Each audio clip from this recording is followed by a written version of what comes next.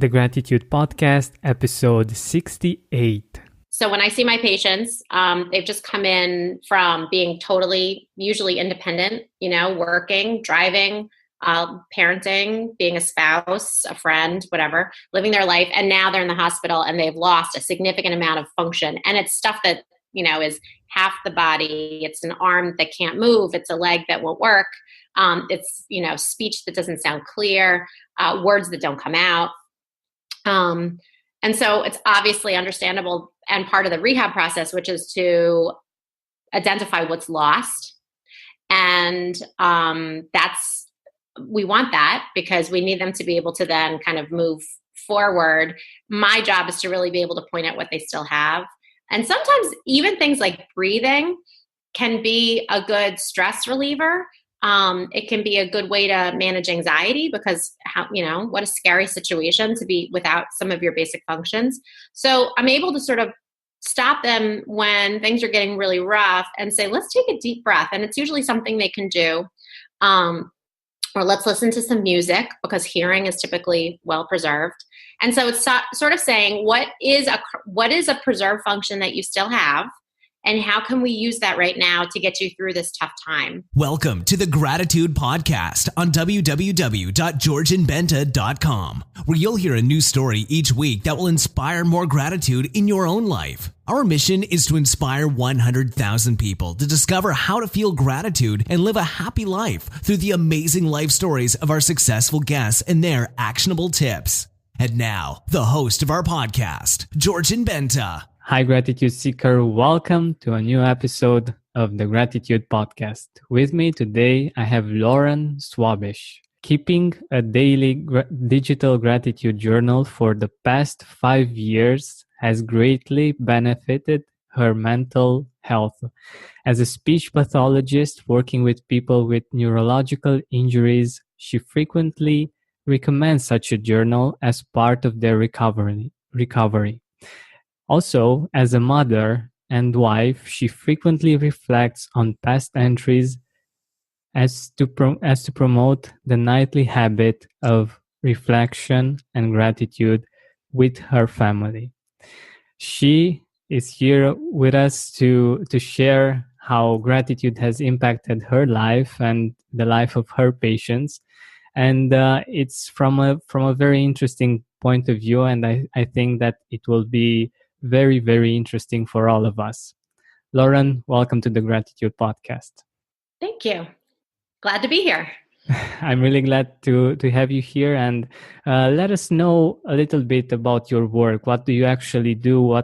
Because we've talked a little bit about this in the beginning, and I have read a little bit about what it means, but when you explained it, it made so much more sense. Sure. So I am a speech language pathologist. That's a job that not a lot of people know what it is. Or if they've heard of a speech therapist, they often think about it with little kids who can't say, certain sounds. And that is one kind of speech pathologist. I am a medical speech pathologist and I work in a hospital setting. So my job is to help people rehabilitate from neurological injuries. And that could mean a brain injury from a fall or a car crash, a stroke, which is a big part of the population that I treat, or people who've had a brain tumor that's either there or been removed surgically, in addition to progressive neurological diseases like Parkinson's disease and other things like that. So they come into the hospital and I evaluate them, and I'm essentially looking at how well they communicate. So are they understood? Is their speech clear? Are they using the words that they need to express their thoughts and their feelings?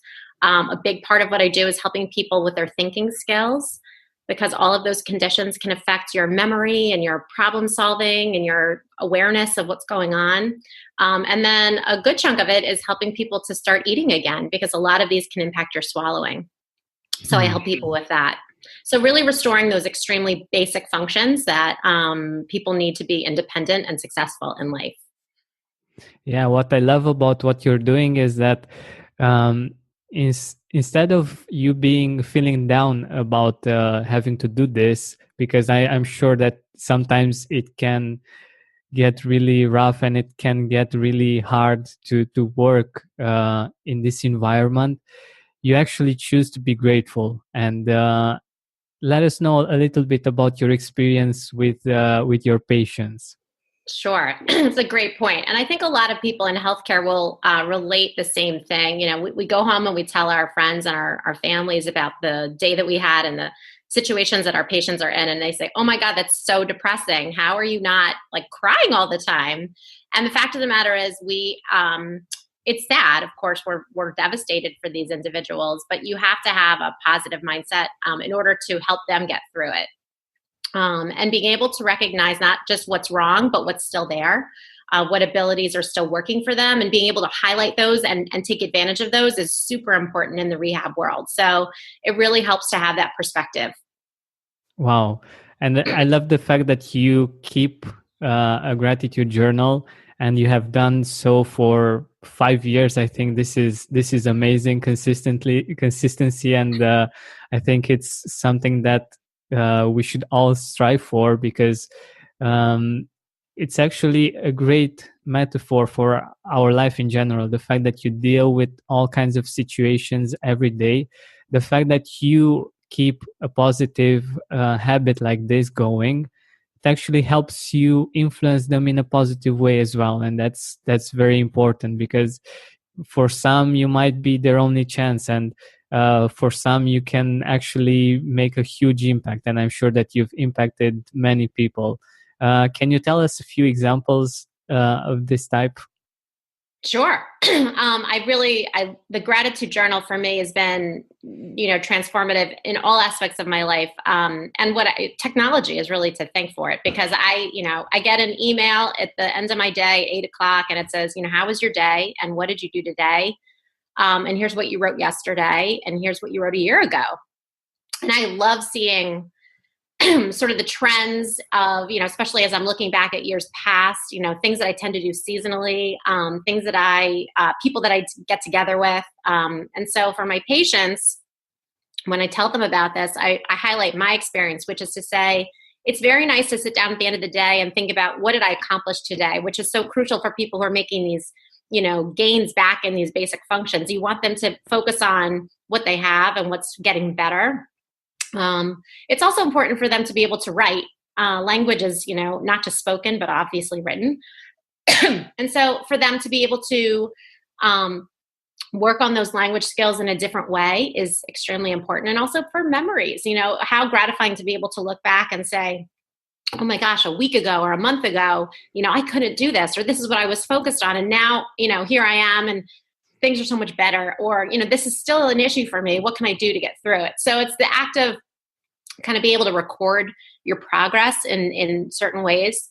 That's really meaningful. And especially for people with memory impairments, it's just a nice way to kind of hang on to a day that might have had something great about it, but they can't necessarily store it internally. Wow. Mm-hmm. And I love that you mentioned something about your discussions with your friends when they are thinking about what you're doing, and the fact that you are impacting lives in such a profound way. Like the fact that you are grateful and that you're inspiring gratitude in other people's lives is so inspiring in general. And I think that it's wonderful to see that some people that are maybe hopeless get to have firstly a bit of hope and actually get to change their lives ultimately, right? You told me a little bit about someone that was able to recover and was able to get on with his life and get married and everything. Do you want to tell a bit the story? Sure. So I think I have a few, Facebook is amazing. So you can, kind of track people even if you're not seeing them on a daily basis. And so I have a few patients. My hospital also has a graduate picnic every September. So we have people who come back 5-10 years after their injury. And they're completely different people. They're people who we see them and they, maybe they're confused and agitated, or they can't walk and they're in a wheelchair. They can't communicate. And then, down the road, their independence is back, even if they're different. And I think that's one of the most important things when we talk about trying to use the gratitude journal. It's acknowledging that you have a new, and we have to, shape it. And part of that can be, being thankful for what's still working and what's getting you through this tough time, which I think is important too, is that when we're down at a low point, being able to say, you know what, I'm so glad my friend brought me some soup. It sounds so simple, but it's an opportunity for someone to, be thankful for a little thing. And that's what I would say is, when I talk about the gratitude journal, that's been the most influential, is not only for my patients, but I was just talking about this with friends. I was out last night having some drinks with some mom friends of mine. And I was talking about the journal, and just, even people who are working, doing great, kids are great, job is great. We get hung up on these things that are bringing us down. And that's been hugely, another positive effect of the journal is sort of saying, even if I had some stresses, I'm so grateful that, I had a great walk with a friend, or, I had a great experience with a patient today. They said his sound for the first time, they couldn't do that, and I made that happen. So it's, it's these, I think anyone can benefit, my patients, especially, because they're going through such a tough time, but even my friends who, are getting hung up on little stupid things. We're always wanting more. I think part of it is that gratitude kind of lets you say, like, I'm grateful for what's here right now and what I have. Whatever else comes forward is a plus, a bonus. But right now I'm okay. Everything I have is enough for me. Exactly. I love this idea. And I think it's so important, because I've been in the situation of wanting more and always looking forward to something in the future that will make me happy, or that will happen. And when that will happen, everything will be amazing. And it just doesn't happen that way. You might get to that level and you might feel amazing for a while, but feeling amazing on the way is so much better. Absolutely. And I love the fact that you said about your friends that they might be complaining for small things and things like this.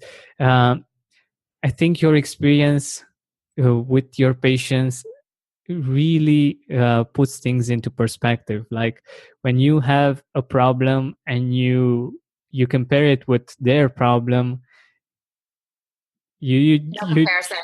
exactly, you realize how small or insignificant, or how much it's not actually worth it to spend time and energy on that problem when you can be grateful that, like you said before we got recording, that we are able to breathe, to walk, to talk, to let us know a little bit about how you feel their experience, your patient's experience. You said something about the fact that we are able now to talk, to think, to walk, and for them at one point that stopped working. Mm-hmm.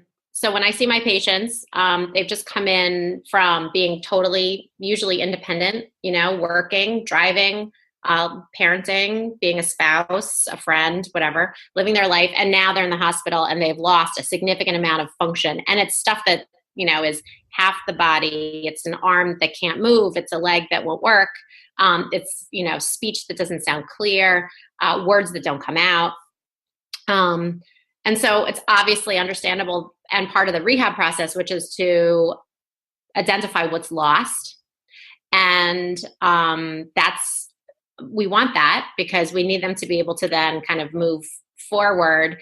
My job is to really be able to point out what they still have. And sometimes even things like breathing can be a good stress reliever. It can be a good way to manage anxiety because what a scary situation to be without some of your basic functions. So I'm able to sort of stop them when things are getting really rough and say, let's take a deep breath. And it's usually something they can do. Or let's listen to some music because hearing is typically well preserved. And so it's sort of saying, what is a preserved function that you still have? And how can we use that right now to get you through this tough time? And, sometimes it's those little things. So it's not even the journaling. Let's say it's someone who can't even, we're not at that point yet, but it's just sort of being able to stop in the moment and use that mindfulness technique to sort of say, here's what I have, here's what I have control over. And I'm going to just take a moment to do that activity and then get myself back on with whatever the activity is we're trying to do. So it is very much kind of checking in with yourself and with your body. And I even do that, when I'm in the car, I live outside of Washington, D.C. We have horrible traffic here. And I commute, like an hour each way to work. And I'm sitting in this traffic and I'm so frustrated. And the one thing I do is I just return back to taking a deep breath. It's like, this is what I have control over in this moment. Let me be grateful that my car is working. I have gas in my tank. I'm almost halfway there. So it's a really nice way to reframe a difficult perspective. And I find that is useful for patients, for, myself. I even do it for my kids. Kids want stuff all the time. They see something else. They don't know a lot about gratitudes. And I'm always very mindful of sort of saying, we have enough. This would be maybe nice to have, but maybe we don't need it. Maybe we don't need it. And if they're frustrated about something, to say, you know what, let's go for a walk. Let's be outside. Let's be grateful that our house is warm and our legs are working. And that's very important for me to make sure that my children have a good sense of this, more important than my patients, because I hope that my patients can get it from other sources. But as a mom raising children, the gratitude lessons I have learned, I am deeply passionate about pushing forward towards them. Exactly. I believe that it's such an important life skill to have. And like you said, it's something that we can control. Okay, we can't control the traffic. We can't control other exterior things, but we can control where our focus is. We can control how much gratitude we choose to see and to feel. And that actually controls our happiness. So this is the beautiful part, that even though you don't have everything in this world, you can still be happy and you can still be grateful. And I think this is very important. And especially if you, the listener, you are right now in maybe a difficult situation, you could think about all of these things that are working in your life, like the fact that you can speak, that you can hear us right now, that you can walk, that you can do things that people that have been working or that are in Lauren's care might not be able to do yet, at least. And I think this is quite important, because they didn't believe that at one point they will be without that. And most probably they didn't take too much time to appreciate the fact that they are able to do all of these things. But most probably, unfortunately, now every little thing is a big thing for them. And the things that we do very easily for them is something very big. So I think this helps us put things into perspective and see the whole picture, not just the problems that we have that we're dealing with right now, right? Absolutely. It's easy to be grateful for these very basic bodily functions that we have, walking and eating and thinking, when you see it, taken away from people. But I would encourage people who are listening to the podcast to be able to say, in addition, it's okay to acknowledge what is wrong or what you're not happy with. And that's what I was saying. The journal has been so helpful for me, because I can, in addition to being grateful for the little things, it's also very helpful to sort of write down or somehow verbalize, what is frustrating for you. Because I think, again, it helps to, solidify your thoughts on it, and can maybe even help you develop a plan, or at least acknowledge that something is bothering you. If you sort of feel it in your heart or your head, to write it down really gives it a little bit more substance. So it's sort of the combined act of acknowledging what's bothering you, and then taking the time to be grateful for one or two things, It's sort of that 1-2 combo at the end of my day that really helps me to process what I'm worried about, and then move the things I'm grateful for to the forefront. And it feels so good. It really helps me to just process what's wrong, and I sleep really well because I've sort of acknowledged that and put it out there. And so I think it's easier said than done. And I don't want people to think, oh, I don't have any problems because I can walk around and breathe. It's okay to acknowledge the problems, but it's also important to recognize what you do have. It's a balance. Exactly. I totally agree. And I think it's very important actually to leave our emotions to express them one way or another, because if we do, we will actually be able to have a wider range of emotions when it comes to the positive ones as well. If we repress them, it's not so good for us. And when it comes to actually experiencing gratitude and happiness and joy, that might be repressed as well. So I totally agree with Lauren, and I think that it's a very important part. What I was saying before was the fact that it's important to have the perspective and to not just focus on those negatives, but to see the whole picture that this can add to our life. But I'm really curious, Lauren, if you want to share with us, what's your secret? Like, how did you manage to take on this habit and do it for 5 years? I think it's amazing. It is kind of crazy, right? Yeah. A friend told me about a journal that at the time was called O Life. It doesn't exist anymore, but she had been doing it, and she kind of liked it. She was going through a tough time at that time, and she said, you should try it out. And so I started doing it, and I think the fact that technologically, you can create a profile, and it sort of automatically reminds you to write in it. I check my email, as most of us do, all the time. And so, it was always in my inbox. I set it at a time to come in, once my day was kind of winding down. And initially, I would write in it sometimes, and other times I wouldn't. Now I use one called maildiary.net. And with Mail Diary, it will tell you what you wrote last, and it'll tell you what you wrote a year ago. And it was only through sort of seeing those last posts that I realized how much I loved that reflection and that ability to remember little things, funny things my kids said, or, a really great lunch I had. Maybe, I like to cook. So something that I made that really came out well, I'll journal about that. And then being able to read about it is very reinforcing.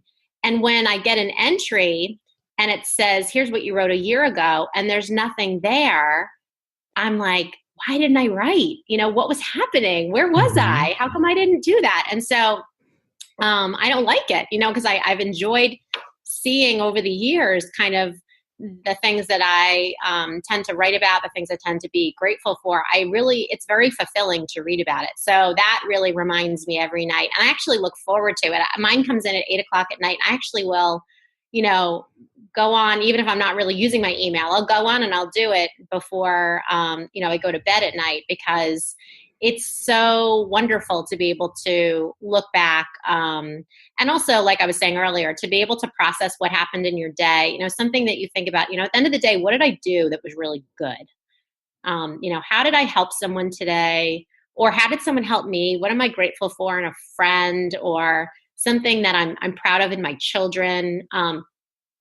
To acknowledge those things, to write about them, it really gives them a lot more, like I was saying, substance. It really makes more permanent something that otherwise might just, flit away and be gone, and we don't really remember it at all. So the journal has been something, and it's really an accumulation of time. But I think the fact that the tech is there to just automatically, it's not a book I have to go to and remember to do. It's part of a thing that I'm already doing all day long. And some people have said, where is it going? How do you know that it's secure? And I say, well, I don't know how anything is secure really, but what I'm putting out there is something I would want anyone to know. These are the things that are frustrating for me. These are the things that I'm feeling grateful for. These are the things that made me happy today. Go ahead and hack into that. No problem. Exactly. That's information that I'm proud to put out there. I'm hoping it remains confidential, obviously, but it's information that for me has been something that in writing about it, I'm also emoting it, in conversations. So it's nothing that is, super secret, but it's definitely something I'm more conscientious of and good at. Expressing gratitude is something that has taken practice, and that has Definitely. Yeah. Definitely. And what I think is great, and it has been my experience as well doing this, is that it changes your perspective on your life. Because when you think about how your life is, it's a perspective. It's how you see it. And sometimes you think you have the best life when you're feeling great. Sometimes you feel that you have the worst life, maybe when you're feeling really down and depressed. But what this does is it actually helps you change your perspective each and every day. And that's what I have been experiencing, and what I love about doing this, especially before going to bed, that I see my day and my life in a positive light, and it gives me a great feeling about my life and how I'm living, and about the beautiful things that are happening in my life, even though they are small, right? Like, I'm sure that you don't have big things each day to write in your gratitude journal. Oh yeah. In fact, they're almost exclusively small things. I mean, I can think of, things that I've done professionally that have been, a big deal, a promotion or speaking in front of a large audience. Those are things that are sort of exciting, but it's really, it's the little tiny things. And a lot of it for me is interactions that I've had with my family and my friends. It's good food that I eat, or it's, a place that I went, like a park that was really beautiful. It's sort of an appreciation for what's around you. And that's been hugely important because it's part of that mindfulness, right? So instead of being focused on, what I don't have or what I need to do, it's sort of taking time to appreciate what's just right in front of you. Something that's going to make you feel good, something that's going to, just sort of help you refocus. And that's been a huge piece of it for me. Exactly. And I don't know if you know, there is this book, Hardwiring Happiness. It actually is based on science, and it goes around the idea of the fact that we can actually rewire our brain by focusing on the positive experiences that we have and really taking them in. Because in my experience as well, so things happen in the day, but I have to move to the other thing that requires my attention. And even though I might be happy in the background, I have to focus on what I'm doing, and another comes up, and all kinds of different things happen, and I might forget that that amazing thing happened, even if it's not a big thing, even if it's a small thing. And doing this each day is so helpful to see, to remember the beautiful things that have happened. And another thing that I think is amazing about what you just said is the fact that most of them are little things. And I believe that our life is made much more of little things than of huge things. Like, for instance, let's say you want to become a millionaire. You only become a millionaire once. And the things that lead to that, let's say, happen for, I don't know, maybe 5 years until you get to reach that level. And appreciating these little things, they are much more often and bring us much more joy than achieving a big thing one particular time in the future. Certainly. And actually, I'm so glad you mentioned the hardwiring for happiness, because that actually ties back into what I do as a speech pathologist in Yeah. working with patients with neurological injuries. Is there's this whole concept of neuroplasticity, which is that your brain can rewire itself, exactly like you're saying. And what it takes is something called massed practice. So, you do something once, the brain does not develop a pathway for that. But if you do it over and over and over again, then you start to get these permanent connections and synapses in the neurons. And so it has, been my experience, having had obviously no neurological injury, but having instilled in my daily life a practice of doing something consistently, that I have really noticed a positive change. And it's been in my outlook. And I'm a happy person anyway, but I think we all get bogged down by stuff. Especially nowadays, the world is so volatile. It is so easy to feel, just the heaviness of it all. But I think because I had been doing such a diligent practice of doing the journaling and talking about the journal to friends and family, that I have made for myself a new pathway that, allows me to switch over to my gratitude mode when things are getting heavy. And I think, again, it took practice to wire my brain that way. And that's where I tell my patients, this is something that offers you a daily opportunity to work on something that you want to get better at. And that is what all the neurological science is telling us, is that our brain has capacity to change even in the setting of an injury. That as long as we're doing something consistently, things can happen. I love it. I love it. And I think this can be very useful for our listeners. If you may not be the happiest person, or you might actually have brain patterns that you've learned or you've practiced for quite a lot of time, that lead you to different kinds of negative feelings. Also, you shouldn't worry about that, because we, from what I know, we are wired to focus on the threats, on the things that might hurt us one way or another. And but the beautiful thing is that we can rewire our brain, like Lauren said, and she she knows what she's talking about.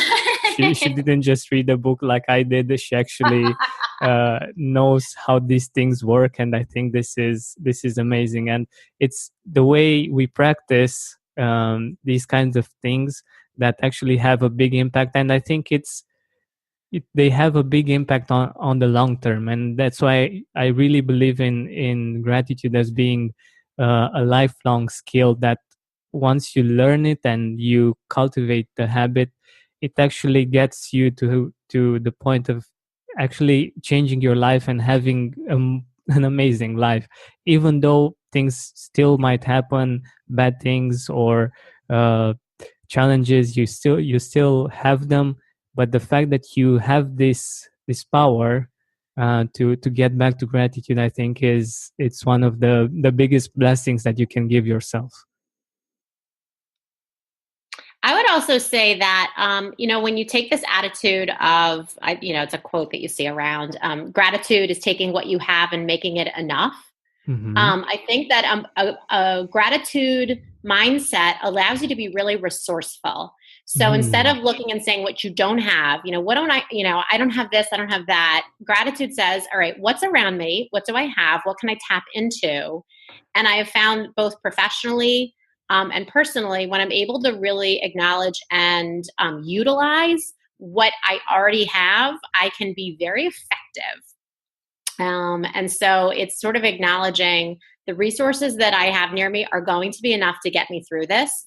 Maybe you have to go and get something else. You have to seek someone's help, or you need to buy something, whatever.